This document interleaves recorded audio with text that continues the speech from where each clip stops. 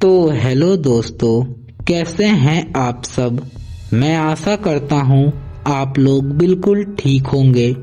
आप लोगों से मुझे एक छोटी सी शिकायत है कि आप लोग मेरे वीडियो को तो देख लेते हैं पर मेरे यह चैनल को सब्सक्राइब नहीं करते हैं। तो आइए चैनल को सब्सक्राइब कर दीजिए और मैं यह कहानी को शुरू करता हूँ। चीखता सन्नाटा, उस जंगल का श्राप जहाँ मौत भी अपनी रास्ता भूल जाती है। अंधेरा कभी अकेले नहीं आता, वह अपने साथ उन सायों को लाता है जिन्हें रोशनी बर्दाश्त नहीं। उत्तर प्रदेश के वह घने तराई वाले जंगल में एक बोर्ड लगा है, शाम 6 बजे के बाद प्रवेश नहीं करना है। लोग कहते हैं कि यह वाघों के वजह से है, लेकिन सच उन 17 लोगों के खामोशी में दफन है जो वहां गए तो सही पर कभी लौटे नहीं। वह 4 दोस्त और एक जानलेवा जिद। साल 2009 की वह सर्द रात को याद करके आज भी गांव के बुजुर्ग कांप जाते हैं। राकेश, दीपक, सोनू और अमन शहर के वह लड़के जिन्हें खौफ एक रोमांच लगता था। गांव के प्रधान ने उन्हें हाथ जोड़कर रोका था। बेटा, यह जंगल रात को अपनी चमड़ी बदल लेता है। वहाँ जो दिखता है वह होता नहीं और जो होता है उसे तुम लोग देख नहीं पाओगे। लेकिन जवानी और जोश का नशा ऐसा ही होता है।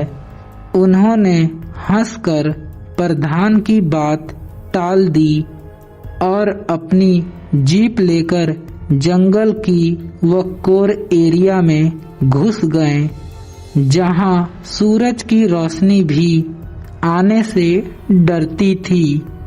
रात 10 बजे खामोशी का भारीपन। जंगल के बीचों बीच उन्होंने अपना टेंट लगाया। शुरुआत में सब कुछ फिल्मी था, संगीत, धुन और हंसी मजाक दोस्तों में। लेकिन जैसे ही घड़ी के सुइयों ने 10 को छुआ, अचानक पूरा जंगल शांत हो गया। झिंगुरों की आवाज जो तब से गूंज रही थी पल भर में थम गई। फिर दीपक ने फुसफुसा कर कहा, सुनो, क्या तुम्हें लगा कि कोई हमारे टेंट के पीछे चल रहा है? राकेश ने टॉर्च जलाई। सूखी पत्तियों पर भारी कदमों की आवाज साफ सुनाई दे रही थी, जैसे कोई बहुत भारी चीज धीरे धीरे उन लोगों की तरफ बढ़ रही हो। पर टॉर्च की रोशनी में सिर्फ कोहरा और घने पेड़ थे। रात 11:30 बजे जब प्रकृति ने चेतावनी दी, अचानक बिना हवा के झोंके के उनके टेंट के ठीक बगल में एक विशाल शीशम का पेड़ जड़ से उखड़ के गिर पड़ा। धमाका इतना तेज था कि जमीन हिल गई। जब उन्होंने अपनी टॉर्च को वह गिरे हुए पेड़ पर जलाई तो उनकी रूह कांप गई। पेड़ के पीछे एक साया खड़ा था। वह कम से कम 9 फीट लंबा था। उसका शरीर इंसानों जैसा था, लेकिन उसके हाथ घुटनों से नीचे लटक रहे थे। उसकी आंखें टॉर्च की रोशनी में जानवर की तरह नहीं चमक रही थी। वह कोयले जैसी काली और बेजान थी। अमन की आवाज गले में ही फंस गई। देखो वह क्या बला है। जैसे ही राकेश ने अपना कदम आगे बढ़ाया, वह साया पलक झपकते ही वह पेड़ों के बीच में गायब हो गया। आधी रात मौत का बुलावा। 12 बजते ही उन लोगों के मोबाइल फोन जो अब तक डेड थे अचानक जल उठे। स्क्रीन पे कोई भी नंबर नहीं था, बस लिखा हुआ था अननोन। राकेश ने थरथराते हाथों से वह फोन को उठाया। दूसरी तरफ कोई सांस ले रहा था, एक भारी गीली और ठंडी सांस। फिर एक आवाज आई जैसे कोई हजारों साल से प्यासा हो।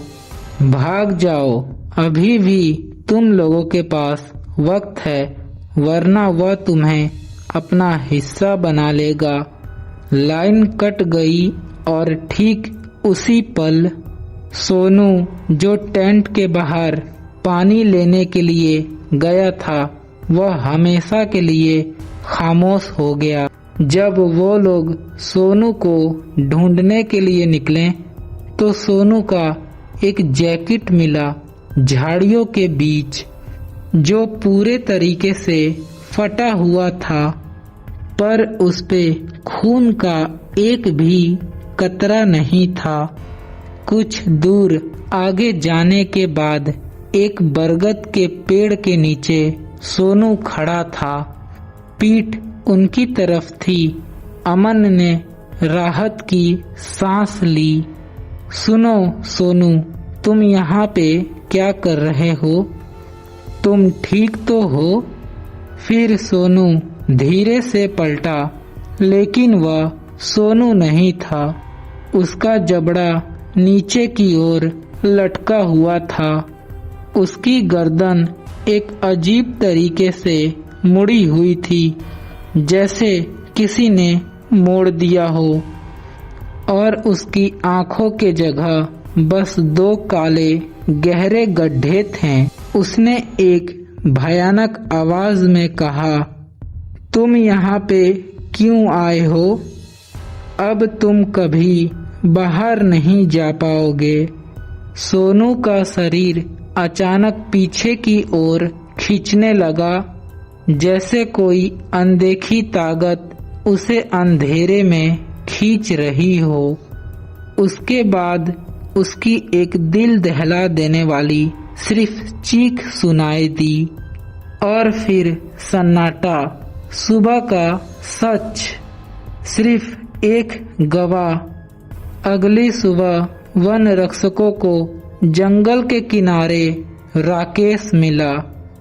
उसके नाखून उखड़े हुए थे, जैसे वह जमीन को खुरचकर भागने का कोशिश कर रहा हो। वह सदमे में था। उसने बताया कि कैसे दीपक और अमन को वह पेड़ अपने सायों के ऊंचाई में खींच लिया। फिर पुलिस ने हफ्तों भर तलाशी ली। न कोई लाश मिली, न कुछ निशान। सिर्फ 3 जोड़ी जूते मिले, जो करीने से एक गोल घेरे में रखे हुए थे। आज भी वह जंगल के 5 किलोमीटर के अंदर में कोई भी घर नहीं है, और वहाँ के लोग कहते हैं कि गलती से आप वहाँ पे रुक गए तो आपको किसी अपने दोस्त की आवाज़ सुनाई देगी, जो जंगल के अंदर आपको बुलाएगा। याद रखिएगा, अगर जंगल से आपका नाम कोई पुकारता है तो आप पलटकर मत देखिएगा। तो यह कहानी यहीं पे समाप्त होती है। अगर मेरे कहानी को आप लोग अंत तक सुने हैं तो प्लीज़ एक प्यारा सा कमेंट कर दीजिएगा। ताकि मैं अगला कहानी इससे भी डरावनी ला सकूं। तो आज के लिए इतना ही, मिलते हैं नेक्स्ट वीडियो में। Bye bye.